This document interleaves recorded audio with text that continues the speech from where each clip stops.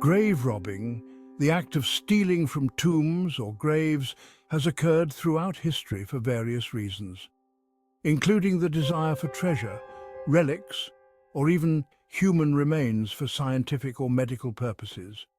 Here are some of the most infamous cases. The tomb of Tutankhamun, dating back to 1323 BCE. Despite the discovery of Tutankhamun's tomb by Howard Carter in 1922 being considered one of the most significant archaeological finds in history, evidence suggests that the tomb had been looted twice shortly after its initial sealing.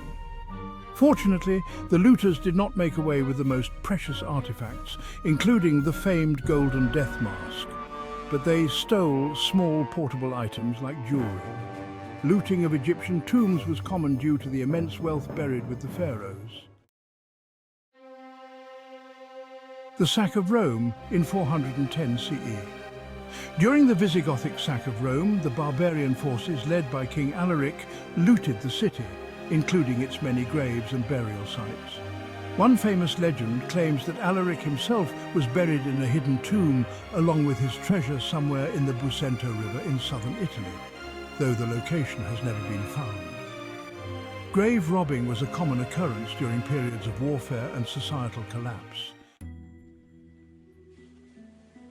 The body snatchers of the 19th century. In the 19th century, medical schools in Europe and North America were in desperate need of cadavers for anatomical study. This led to a widespread practice of grave robbing, where body snatchers or resurrectionists would dig up recently buried corpses to sell to medical institutions. One notorious example is Burke and Hare, two men in Edinburgh, Scotland, who resorted to murdering people to supply fresh bodies to the medical community in the 1820s. Although technically not grave robbers, their actions contributed to the atmosphere of fear surrounding body snatching at the time. In a bizarre case of modern grave robbery, the body of legendary comedian Charlie Chaplin was stolen from its grave in Switzerland just months after his death in 1977. The thieves demanded a ransom of $600,000 from Chaplin's widow, Una. After a 5-week investigation, police arrested the criminals who had hidden the body in a cornfield. Chaplin's remains were reburied in a reinforced concrete grave to prevent future thefts. Vlad the Impaler, the historical figure who inspired the legend of Dracula, was reportedly buried at the Snagov monastery in Romania. However, when archaeologists opened his supposed tomb in the early 20th century, they found it empty, leading to speculation that grave robbers had stolen his remains.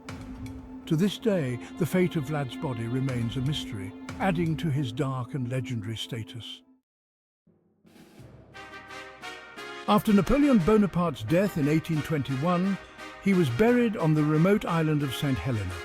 However, in 1840, his body was exhumed and returned to France for reburial in the magnificent Les Invalides in Paris. During the exhumation, it was discovered that some of his personal items, including pieces of his hair, had been stolen from the tomb. There were also rumors that grave robbers or opportunistic individuals might have tampered with his remains earlier. The Valley of the Kings, where many ancient Egyptian pharaohs were buried, has been heavily looted throughout history. By the time modern archaeologists began exploring the valley in the 19th century, most of the tombs had already been plundered. The tomb of Ramses VI, for example, had been robbed in antiquity, with grave robbers stealing gold and other valuables.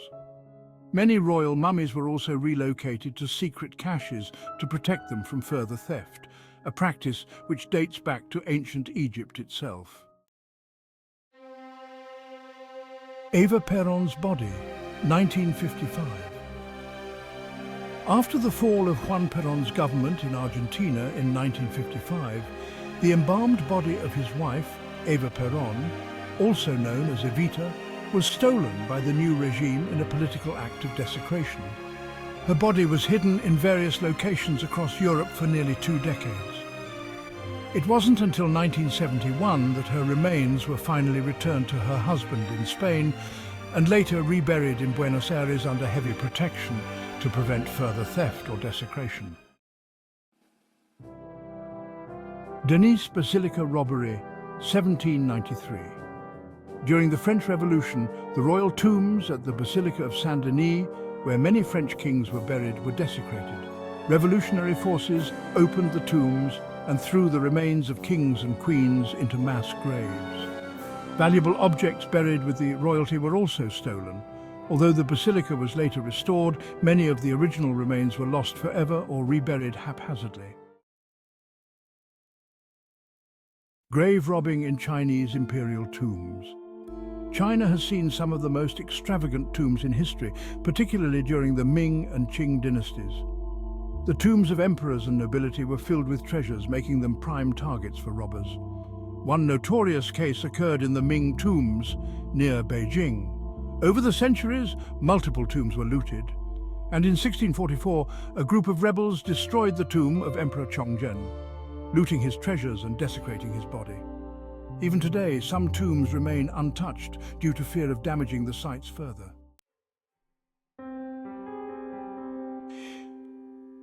Conclusion. These examples illustrate the wide range of motivations behind grave robbing, from treasure hunting to political or religious desecration, and even the grim necessity for medical science. Each case reflects the values, tensions, and conflicts of its time, demonstrating how even in death, historical figures were not safe from theft and violation.